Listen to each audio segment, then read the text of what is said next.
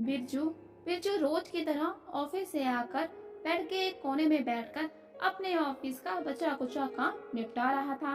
बगल में ही उसकी पत्नी सुधा सो रही थी। तो तभी उसके लैपटॉप में एक नोटिफिकेशन आती है। जैसे ही बिरजू नोटिफिकेशन को खोलता है तो अंदर ही अंदर मुस्कुराने लगता है। उसके चेहरे पर एक अजीब सी खुशी होती है। उसको उसको विश्वास ही नहीं होता कि इतनी खूबसूरत सी लड़की ने उसकी फ्रेंड रिक्वेस्ट एक्सेप्ट कर ली है। और फिर वो सोचने लगता है कि ये कितनी प्यारी कितनी खूबसूरत है। काश काश ये मुझे पहले मिली होती तो मैं इसे शादी करके अपनी पत्नी बनाता, तो मेरे सभी दोस्त रिश्तेदार जल भूनकर राख हो जाते। लेकिन लेकिन हाय रे किस्मत, माँ बापू जी की बातों में आकर मैंने इस गांव की सीधी सादी लड़की से शादी कर ली। और फिर बिरजू कुछ समय के लिए चुप रहता है और सोचता है, पत्नी ना सही दोस्त ही बना लेता हूँ। कम से कम दोस्त मित्र ये तो कहेंगे कि बिरजू की दोस्त कितनी सुंदर है। और फिर तभी उसको शाम का एक किस्सा याद आता है, जब सुधा उसकी पत्नी सब्जी लेकर बाजार से लौटी थी।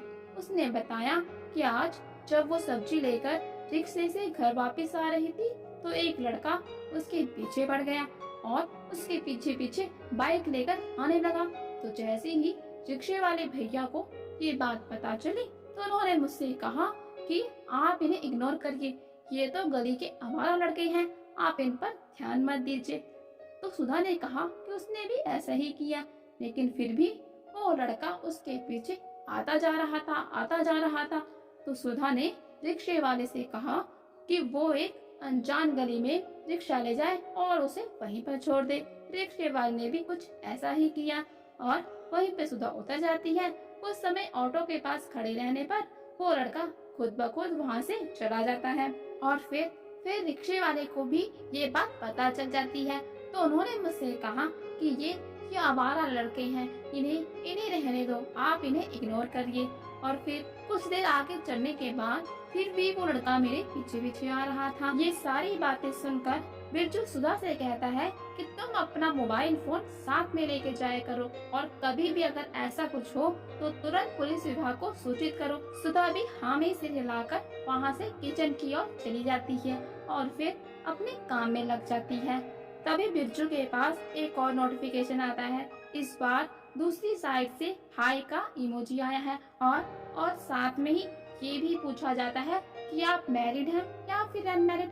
मैं आपकी प्रोफाइल पिक्चर से बहुत ज्यादा इम्प्रेस हूँ। बिरजू मन ही मन बहुत खुश होता है और सोचने लगता है कि ये तो मुझसे पहले से ही बहुत इम्प्रेस है। फिर उसकी नजर बगल में ही सोई उसकी पत्नी सुधा पर पड़ती है, जो दिन भर की थकान से चूर होकर आराम से सो रही होती है। बिरजू उसको ऐसे सोता देख सोचने लगता है कि ये बेचारी कितना निश्चिंत होकर सोई है। ये मेरे लिए अपने घर को छोड़कर आई है। बरसों जिस घर में रही, जिन माँ बाप और भाई बहन के साथ रही, पल भर में सब कुछ छोड़ दिया और मेरे घर को ही अपना घर समझ लिया। सब कुछ मुझे ही अर्पित कर दिया। मुझ पर भरोसा करके बेफिक्र होकर कितनी आराम से सो रही है। सारा दिन मेरा घर परिवार संभालती है। अब मैं कोई बच्चा नहीं रहा जो इस तरह की हरकतें करूं। मैं एक आदमी बन चुका हूं। मेरा एक परिवार है जिसके प्रति मेरी कुछ जिम्मेदारियां हैं।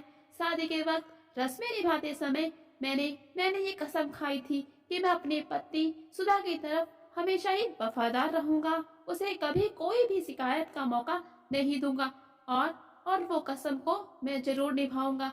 मैं हमेशा ही उसके प्रति वफादार बना रहूंगा। उससे बेवफाई कभी नहीं करूंगा। उन कस्मों को उन रस्मों को मैं कभी नहीं तोड़ूंगा। और जैसे ही एक और नोटिफिकेशन आती है तो बिरजू उस फ्रेंड रिक्वेस्ट को डिलीट कर देता है और लैपटॉप साइड में रखकर अपनी पत्नी के बगल में सो जाता है और उसके मासूम से चेहरे की तरफ देखते हुए मन ही मन उससे एक वादा करता है कि सुधा सुधा मैं तुमसे बेवफाई कभी नहीं करूंगा। अगर कुछ पल के लिए भी मेरे दिल में ये ख्याल आया तो प्लीज तुम मुझे माफ कर देना, लेकिन अब ऐसा कभी भी दोबारा नहीं होगा। मैं तुमसे और सिर्फ तुमसे प्यार करता हूँ और मैं सिर्फ तुम्हारा